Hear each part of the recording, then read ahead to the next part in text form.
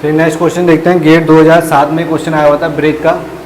ठीक है, देखो यहाँ पर दे रखा है, ये लीवर है, ये बैंड है, ये ड्रम है, ये ब्लॉक ब्रेक जोन।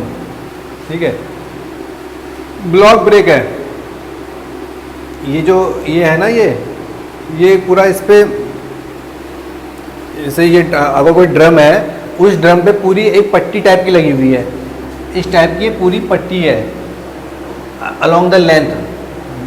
ये तो क्रॉस सेक्शन दे रखा है, तो अलोंग द लेंथ पूरी एक पट्टी लगी हुई है इस टाइप की, समझ गए। इसी सेक्शन की, इसी जो इसका क्रॉस सेक्शन दे रखा है, इसी क्रॉस सेक्शन का पूरा सेम अलोंग द लेंथ इस ड्रम से इंगेज करके वो लगा हुआ है। ठीक है, एक पट्टी लगी हुई। तो एक पूरा ब्लॉक है, brake shown below as a face width of 300 mm। Face width देखो मैंने कहा ना 300 mm तक इस ड्रम से अटैच है ये block. And A mean coefficient of friction हमको दे रखा है 0.25। कोफिशिएंट ऑफ फ्रिक्शन किस किस के बीच में, इस ड्रम ये ड्रम टाइप का ये और ये जो ब्लॉक है यहाँ पर, इसके बीच में कोफिशिएंट ऑफ फ्रिक्शन दे रखा है 0.25 का। For an activating force of 400 newton, 400 newton का हमने फोर्स अप्लाई किया। ब्रेक अप्लाई करने के लिए हमने 400 न्यूटन दबाया, लीवर दबाया, ताकि ये जो रोटेट कर रहा है ड्रम, इसको रोक सकें, ब्रेक मार सकें इस पर। तो 400 न्यूटन का हमने फोर्स अप्लाई किया, force 400 newton. The braking torque in newton metre. तो हमसे पूछा है कि ब्रेकिंग टॉर्क, तो हमने ब्रेक लगाने के लिए कितना टॉर्क दिया, समझ गए, हमने फोर्स दिया। तो ये रोटेट, तो टॉर्क इसके, अगर मैं ये ड्रम क्लॉकवाइज रोटेट कर रहा है यहाँ पर, तो मैं इसको एंटी क्लॉकवाइज टॉर्क दूंगा, तब ये जाके ड्रम रुकेगा, ब्रेक लगेगा इस पर। तो हमने कितना एंटी क्लॉकवाइज टॉर्क इस पर दिया, कितना टॉर्क हमने इस पर जनरेट किया, पुश दिया हमने इसको, तो ये जिससे ये ड्रम रोटेट करना बंद हो गया, इसकी फाइनल स्पीड 0 हुई। तो ये क्या हो गया, कोफिशिएंट ऑफ फ्रिक्शन 0.25। ठीक है,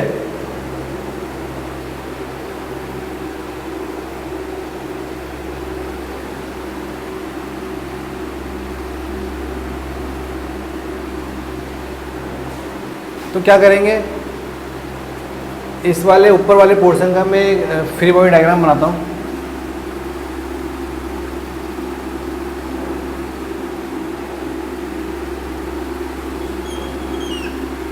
देखो 400 न्यूटन मैंने यहाँ अप्लाई करा,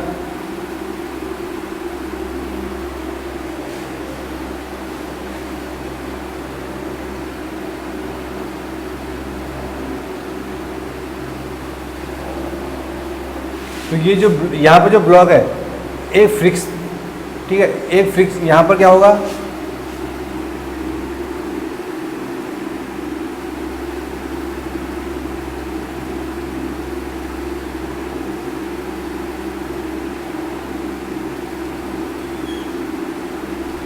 ठीक है,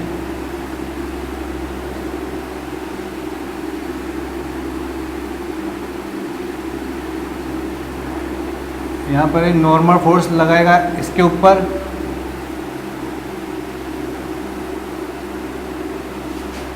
ठीक है, और यहाँ पर ये नॉर्मल फोर्स लगाएगा, नहीं लगाएगा इसे रोकने के लिए। और ये अगर रोटेट कर रहा है और कोफिशिएंट ऑफ फ्रिक्शन है, तो एक फ्रिक्शन फोर्स भी आएगा, ठीक है, जो इसको, इस ड्रम को क्या कहते हैं, रोकेगा, इसके टॉर्क को रोकेगा, जो फ्रिक्शन फोर्स टॉर्क जनरेट करेगा इस ड्रम को रोकने के लिए, वो फ्रिक्शन फोर्स यहाँ पर आएगा। तो जैसे कि ये क्लॉकवाइज रोटेट कर रहा है, ठीक है, तो इस जो ड्रम पे है एंटी क्लॉकवाइज, मतलब इसके अपोजिट डायरेक्शन में फ्रिक्शन फोर्स लगेगा। ये क्लॉकवाइज ऐसे जा रहा है, तो इसकी यहाँ लगेगा पर, इस पर ये, क्योंकि मैं इसका डायग्राम बना रहा हूँ ना उस वाले पोर्शन का, तो इस पर तो इसी डायरेक्शन में लगेगा, ठीक है, क्योंकि ये इस डायरेक्शन में, इसको यहाँ पर, इस डायरेक्शन, तो ये ऐसे लगा, ये डायग्राम बना, समझे। और यहाँ पर फिक्स है ये,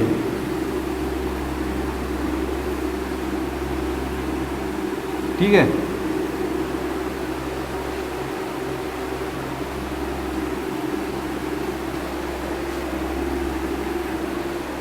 ठीक है, अब यहाँ पर हम इक्विलिब्रियम इक्वेशन लगाते हैं।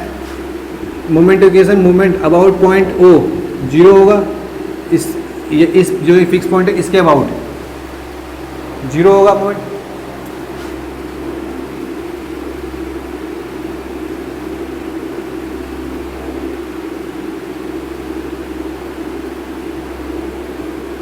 कितना होगा, ये कितना है, ये है 200 mm, ये कितना है 400 mm।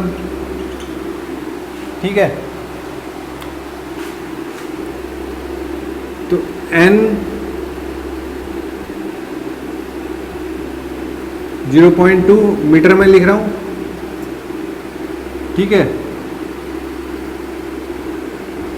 ये डायरेक्शन पॉजिटिव है, क्लॉकवाइज डायरेक्शन, तो ये क्लॉकवाइज डायरेक्शन है पॉजिटिव, प्लस,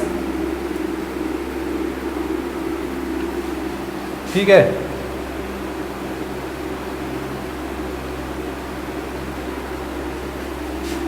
चार सौ 0.6, ठीक है, पॉजिटिव है, और ये माइनस एफ,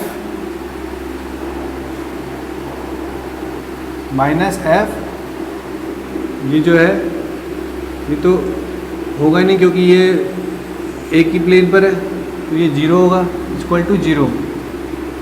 तो यहाँ से जो n निकल के आया वो कितना निकल के आया, 400 multiplied by 0.6 divided by 0.2, 1200 Newton निकल के आया। ठीक है, ये माइनस में आ रहा है क्योंकि इसका मतलब ये डायरेक्शन जो है ये ऊपर की तरफ है। ठीक है, ऐसे, तो n यहाँ से निकल के आ गया, तो जो ये F जो होगा वो क्या होगा, friction force, F is equal to mu into n, coefficient of friction into normal force. ऐसे जो निकलता है, जो फ्रिक्शन फोर्स निकलता है, तो म्यू कितना है 0.25, ये कितना है 1200, तो कितना आया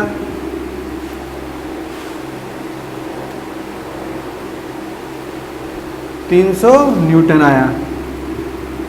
ठीक है, तो ये जो फ्रिक्शन फोर्स है, इस जो व्हील है, जो ड्रम है, इसके अपोजिट टॉर्क जनरेट करेगा। ठीक है, तो ये कितना टॉर्क जनरेट करेगा, टॉर्क क्या होगा F into are.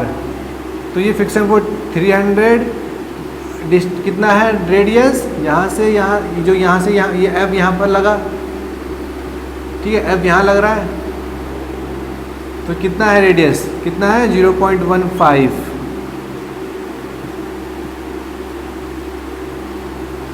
45 Newton metre. ठीक है,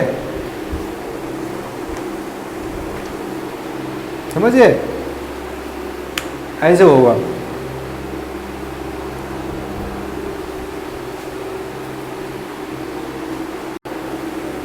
चलिए नेक्स्ट क्वेश्चन देखते हैं। गेट 2008 में ये क्वेश्चन आया हुआ था। ठीक है, इस क्वेश्चन क्लच का क्वेश्चन है। इसमें कह रहा है कि क्लच है जो आउटर एंड इनर डायमीटर, जैसे मैंने बताया कि उसमें एक इनर रेडियस होती है क्लच में और एक आउटर रेडियस होती है, जहाँ पर एक फ्रिक्शन लाइनिंग होती है, और वो फ्रिक्शन लाइनिंग ड्राइविंग मोटर के शाफ्ट को फ्रिक्शन टॉर्क जनरेट करती है, और उस फ्रिक्शन टॉर्क की वजह से पावर ट्रांसमिट होती है, और पावर ट्रांसमिशन की वजह से हमारा ड्रिवन शाफ्ट जो होता है वो रोटेट करता है, मतलब पावर ट्रांसमिट उस पर जाता है और वो अपना फंक्शन करता है। तो आउटर है इनर डायमीटर हमको दे रखा है। मतलब मैं अगर रेडियस की बात करूँ, आउटर रेडियस कितनी दे रखी है भाई, 50 mm दे रखी है। इनर रेडियस अपन लोगों को कितनी दे रखी है, 20 mm। ठीक है, assuming a uniform pressure of 2 megapascal. Question में पहले से कह दिया उसने कि यूनिफॉर्म प्रेशर लग रहा है, तो हम यूनिफॉर्म वियर नहीं लगाएंगे, क्योंकि क्वेश्चन में उसने यूनिफॉर्म प्रेशर कह दिया। अगर कुछ नहीं कहता तो हम यूनिफॉर्म वियर थ्योरी लगाते। तो यूनिफॉर्म प्रेशर उसने कह दिया कितना है भाई, 2 मेगापास्कल, मतलब नया क्लच है, बिल्कुल नया क्लच अभी लगाया है। यूनिफॉर्म प्रेशर मतलब नया क्लच लगाया है बिल्कुल अभी। तो coefficient of friction of line material, ठीक है, 0.4, जो फ्रिक्शन लाइनिंग है उसका कोफिशिएंट ऑफ फ्रिक्शन कितना दे रखा है 0.4। तो torque carrying capacity of the clutch, तो torque carrying capacity of the clutch मतलब कि वो क्लच कितना टॉर्क ट्रांसमिट कर सकता है, कितना कैरी कर सकता है टॉर्क, ठीक है, वो हमको निकालना है। तो टॉर्क कैरिंग मतलब तो वो जो टॉर्क ट्रांसमिट करेगा वो फ्रिक्शन की वजह से, उसे कहते हैं फ्रिक्शन टॉर्क, क्योंकि उसमें यहाँ पर हमारा फ्रिक्शन जो है इस क्लच के लिए वरदान है। जहाँ पर हम फ्रिक्शन को बेचारे को बार बार गाली देते हैं, यहाँ पर हमारे लिए वो शुभ है क्लच के लिए, क्योंकि वो फ्रिक्शनल टॉर्क जनरेट कर रहा है। तो frictional torque uniform pressure theory में क्या होता है, क्या कहते हैं, frictional torque 2I3 mu W R0 का क्यूब माइनस RI का क्यूब डिवाइडेड बाई R0 का स्क्वायर माइनस RI का स्क्वायर, ठीक है। W क्या है, एक्सियल लोड। एक्सियल लोड भाई जब ड्राइविंग मोटर दोनों यहीं पर ही रोटेट करेंगे, अब ये ड्राइविंग मोटर को तुम आगे को नहीं बढ़ाओगे, इससे इंगेज नहीं करवाओगे तो कैसे, तो ये कैसे भाई इसको रोटेट करवाएगा, कैसे पावर ट्रांसमिट करेगा, तो कोई एक्सियल लोड पीछे से लगाना पड़ेगा, नहीं लगाना पड़ेगा, तो वो एक्सियल लोड W है। तो W क्या होता है यूनिफॉर्म प्रेशर थ्योरी के लिए, फिर ये होता है P पाई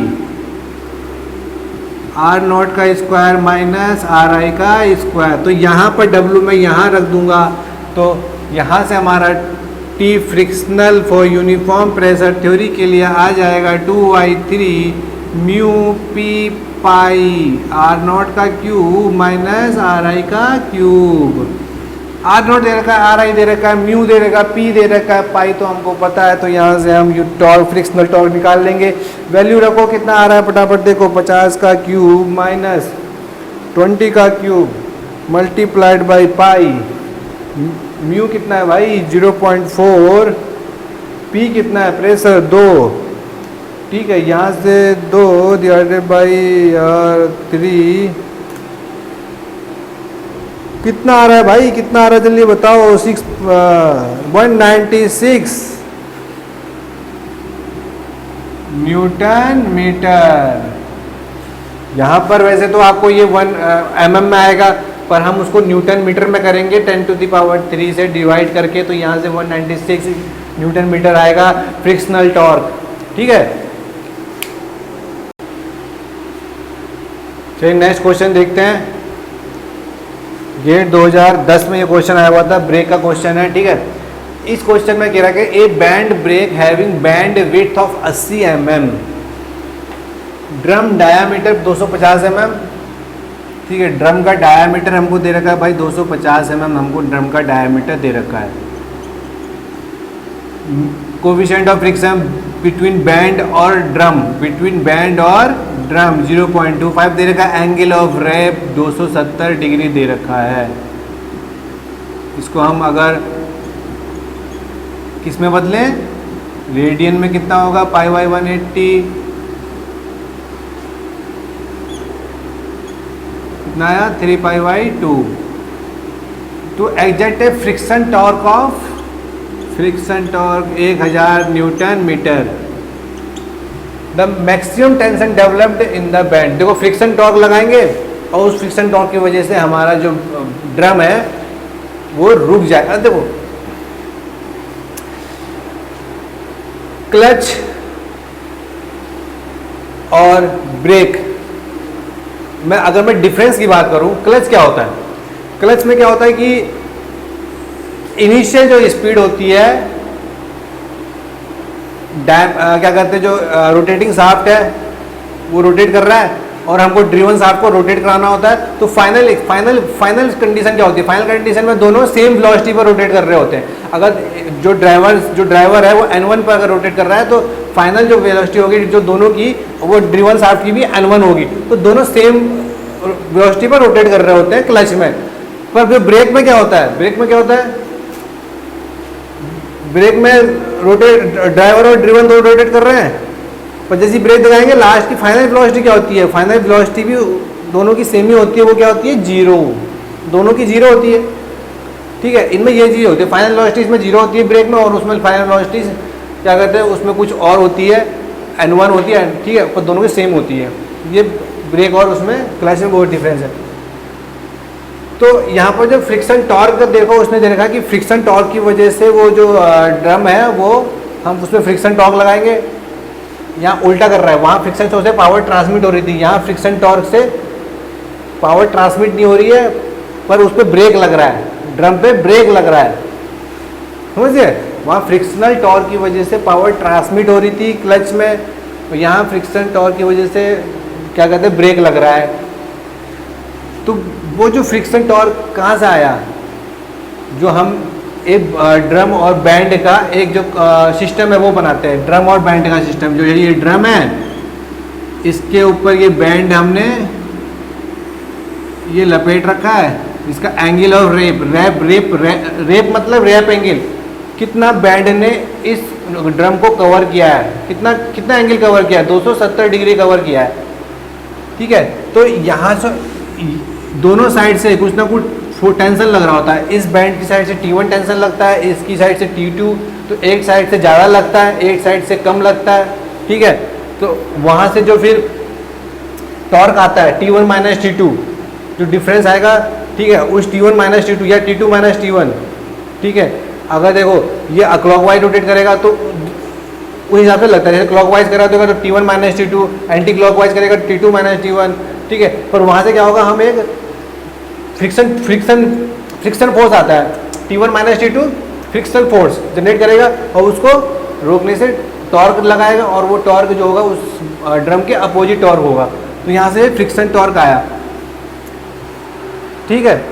तो ये फ्रिक्शनल टॉर्क क्या होगा, T1 minus T2 into R into 1000 newton metre, मतलब 10⁻³ न्यूटन mm। यह है ना, मैंने T1 मैक्सिमम मान लिया, T2 स्लैग साइड मान ली, R जो ड्रम है उसका रेडियस, तो T1 पता नहीं है, T2 हमको पता नहीं है, R हमको पता है, ड्रम का रेडियस कितना है 125 mm। तो 1000 इंटू 10⁻³, यहाँ से T1 माइनस T2 कितना आ गया,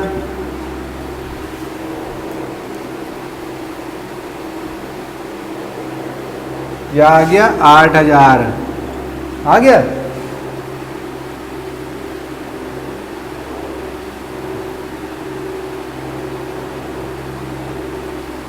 अब यहाँ से हम एक आपको पता है T1 divided by T2 is equals to e की पावर म्यू थीटा होता है। तो T1 डिवाइडेड बाई T2, यहाँ से हमको फ्रिक्शन पता है कितना है 0.25, थीटा पता है हमको 3 π/2। तो यहाँ से हम T1/T2 में एक इक्वेशन निकालेंगे, कितना होगा,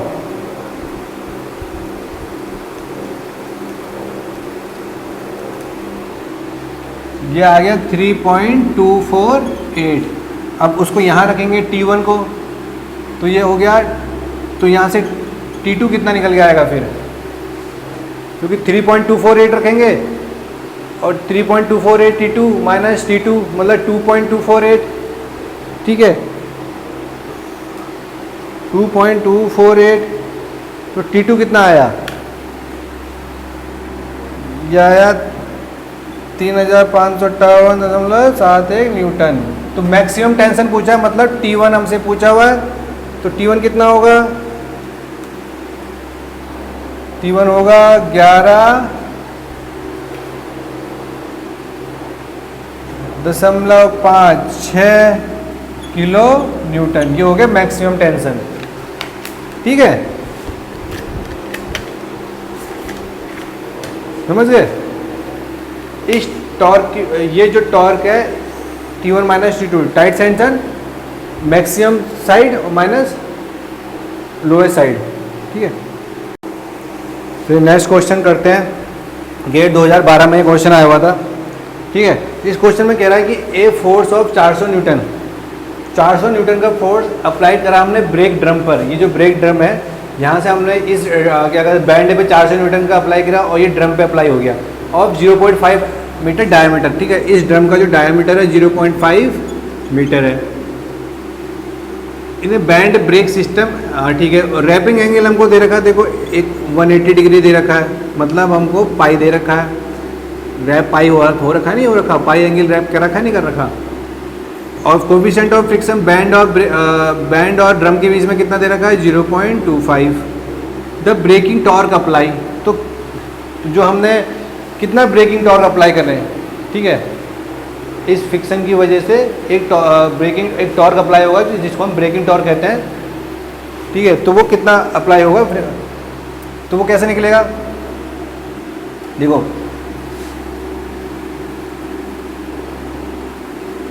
ठीक है, ये एक टाइट साइड होगी, एक स्लैक साइड होगी। अब देखो ये जो रोटेट कर रहा है, कैसे रोटेट कर रहा है, एंटी क्लॉकवाइज रोटेट कर रहा है, एंटी क्लॉकवाइज। तो क्लॉकवाइज हमको एक क्लॉकवाइज देना पड़ेगा ना ब्रेकिंग टॉर्क, तो वो हम तो क्लॉकवाइज हमको एक ब्रेकिंग टॉर्क देना पड़ेगा।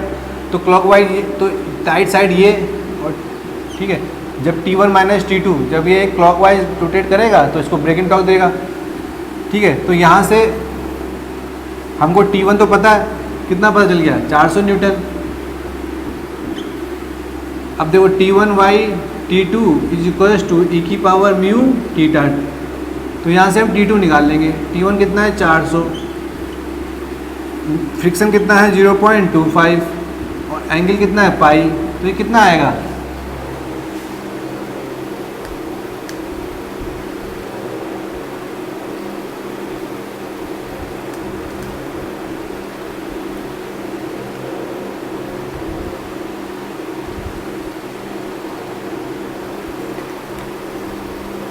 तो ये आया 182.375 182.375 न्यूटन। T2 आ गया।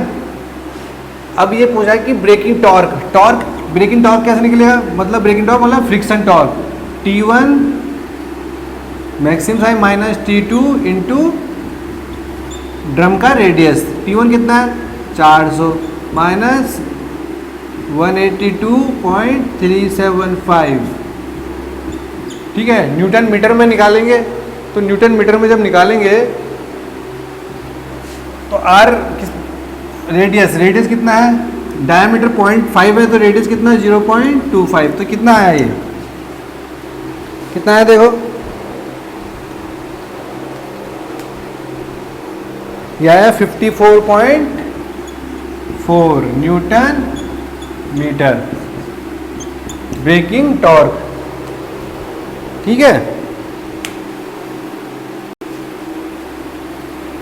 नेक्स्ट क्वेश्चन करते हैं। गेट 2014 में क्वेश्चन आया हुआ था, ठीक है। इसमें कह रहा है कि ए डिस्क क्लच का क्वेश्चन है, disc clutch with a single friction surface. देखो क्लच में सिंगल प्लेट होती है, सिंगल प्लेट क्लच कहते हैं, होती है एक मल्टी प्लेट क्लच होती है। जिस सिंगल प्लेट क्लच में केवल एक ही सिंगल प्लेट होती है, ठीक है, एक ही प्लेट होती है फ्रिक्शन की। और मल्टी प्लेट में कई सारे मल्टी प्लेट क्लच में बहुत सारी क्लच प्लेट फ्रिक्शन प्लेट एक दूसरे से अटैच होती हैं। तो multi plate single plate clutch ज़्यादा यूज़फुल है, मतलब हम ज़्यादा प्रेफर सिंगल प्लेट क्लच कोई करते हैं अगर बोल लग सके तो। पर क्या होता है कि सिंगल प्लेट का क्लच ना ज़्यादा बड़ी होती है, बहुत ज़्यादा डिस्टेंस कवर करती है। अगर रेडियल जो अगर आप हमारे पास रेडियल लोकेशन का कंस्ट्रेंट है, मतलब ज़्यादा कोई कॉम्पैक्ट सिस्टम है और वहाँ पर हमको क्लच लगाना है तो मल्टी प्लेट क्लच लगाना पड़ता है, ठीक है। सिंगल प्लेट क्लच कहाँ यूज़ होती है, जो 4 व्हीलर होते हैं, जो बड़े बड़े क्या कहते हैं व्हीकल्स होते हैं 4 व्हीलर टाइप के, जैसे ट्रक हो गया, बस हो गया, तो यहाँ सिंगल प्लेट क्लच का यूज़ करते हैं क्योंकि यहाँ पर जो बड़ा क्लच हम लगा सकते हैं, ठीक है। और मल्टी प्लेट क्लच कहाँ करते हैं, जो छोटे वाहन होते हैं 2 व्हीलर 3 व्हीलर मोटरसाइकिल, ये सब चीज़ें, ठीक है। अब यहाँ तो इतना बड़ा लगा नहीं सकते, कॉम्पैक्ट है, तो उस हिसाब से मल्टी प्लेट क्लच यूज करते हैं, ठीक है। क्योंकि मल्टी प्लेट क्लच में क्या होता है ना,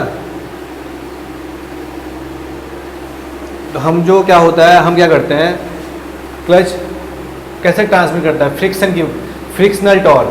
फ्रिक्शन जितना ज़्यादा होगा उतना ज़्यादा अच्छा जो पावर ट्रांसमिट कर पाएगा, जितना ज़्यादा फ्रिक्शन होगा। अब मल्टीप्लेट क्लच में क्या होता है कि हम उसमें लुब्रिकेशन करते हैं, ऑयल का लुब्रिकेट करते हैं, क्योंकि लुब्रिकेशन करना पड़ता है, ठीक है। क्योंकि अगर हीट ज़्यादा जनरेट हो जाती है ठीक है, तो उसकी वजह से हमको वहाँ पर लुब्रिकेशन करना पड़ता है। तो लुब्रिकेशन करने की वजह से क्या होता है, हमारा फ्रिक्शनल म्यू जो होता है, कोफिशिएंट जो फ्रिक्शन, वो घट जाता है। अब वो घटेगा तो भाई वो पावर इतना अच्छे से ट्रांसमिट नहीं कर पाएगा, उतना फ्रिक्शनल टॉर्क नहीं आ पाएगा, ठीक है। इस और सिंगल प्लेट क्लच में तो कोई ज़रूरत ही नहीं है, वहाँ पर क्या होता है, एक ही प्लेट है तो वहाँ पर इतना लुब्रिकेशन का ज़रूरत नहीं होता है। तो इस चक्कर में वहाँ पर क्या कहते हैं, मैक्सिमम पावर ट्रांसमिट हो पाता है। तो अभी आप देखते हो कि ट्रक कितना भी वजन लेके चल देता है, मोटरसाइकिल थोड़ी सी उसमें हवा निकल जाती है उसकी बेचारे की, थोड़ा सा भी ज़्यादा वजन रख दो तो, है नहीं, तो उतना मैक्सिमम पावर ट्रांसमिट जितना ट्रक में होता है उतना मोटरसाइकिल में नहीं हो पाता है। तो यहाँ पर लिखा सिंगल फ्रिक्शन सरफेस है जिसका म्यू 0.3 दे रखा है। Maximum pressure which can be impressed on friction material is 1.5। Maximum pressure हम फ्रिक्शन मटेरियल पे 1.5 मेगा पास्कल लगा सकते हैं। एक्सेल लोड लगाते हैं ड्राइविंग साइड पे और उससे फिर प्रेशर आता है, तो वो कितना मैक्सिमम है, 1.5 mega pascal. Outer diameter of the clutch मतलब आउटर रेडियस हमको दे रखा है कितना है, 100 mm। And it's internal diameter मतलब इंटरनल रेडियस जहाँ से हो जाएगा 50 mm।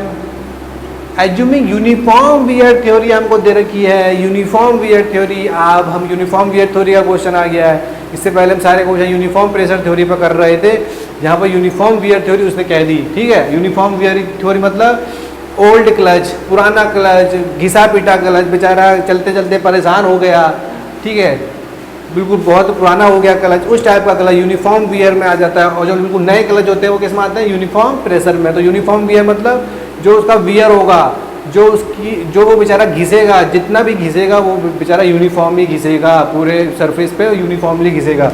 तो यहाँ से हम आगे आ गया uniform wear theory for the clutch plate. The maximum torque that can be transmitted, the maximum कितना ट्रांसमिट कर सकता है टॉर्क, कितना फ्रिक्शनल टॉर्क ट्रांसमिट कर सकता है। तो यहाँ पर अब हम यूनिफॉर्म वियर थ्योरी के लिए अलग फ्रिक्शनल टॉर्क का इक्वेशन होगा और अलग लोड की इक्वेशन होगी। तो यूनिफॉर्म वियर थ्योरी के लिए क्या फ्रिक्शनल टॉर्क है, फॉर यूनिफॉर्म वियर थ्योरी क्या है, 1/2 mu W R naught minus R I, ठीक है। ये है यूनिफॉर्म वियर थ्योरी के लिए फ्रिक्शनल टॉर्क। और इसका नहीं, ये यहाँ पर प्लस होगा, ठीक है, 1/2 mu W R naught plus R Y from uniform. और यहाँ पर डब्ल्यू कितना होगा, डब्ल्यू में जो आएगा वो माइनस आएगा, वो कितना आएगा,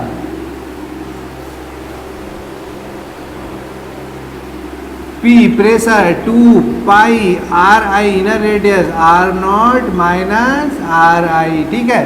ध्यान रखना डब्ल्यू में माइनस है और यूनिफॉर्म प्रेशर थ्योरी में प्लस है। तो torque at frictional torque at uniform wear theory 1/2 mu W R naught plus R I, ठीक है। यहाँ से फिर हमको हमको तो पता नहीं भाई, हमको तो प्रेशर पता है, तो यहाँ से हम डब्ल्यू की जगह लग देंगे। तो uniform frictional torque for uniform wear theory कितना आएगा, 1/2 mu W P 2 pi R I R not square minus R I square, ठीक है। अब यहाँ से हमको P पता है, म्यू पता है, आर आई पता है, आर नॉट पता है, तो यहाँ से हम फ्रिक्शनल टॉर्क निकाल देंगे फॉर यूनिफॉर्म वियर थ्योरी। कितना आएगा, म्यू की वैल्यू 0.3, प्रेशर 1.5 मेगा पास्कल, 2 से तो ये 2 कट गया भाई, यहाँ पर इसको काट दो, ठीक है। तो ये 2 कट गया, पाई आर आई कितना भाई हमारे पास 50 mm, आर नॉट 100 का स्क्वायर माइनस 50 का स्क्वायर। तो यहाँ से हमारा आ जाएगा, कितना आएगा, जल्दी करो जल्दी, 100 square minus 50 square multiplied 50.3 multiplied by 1.5 multiply pi, कितना आया,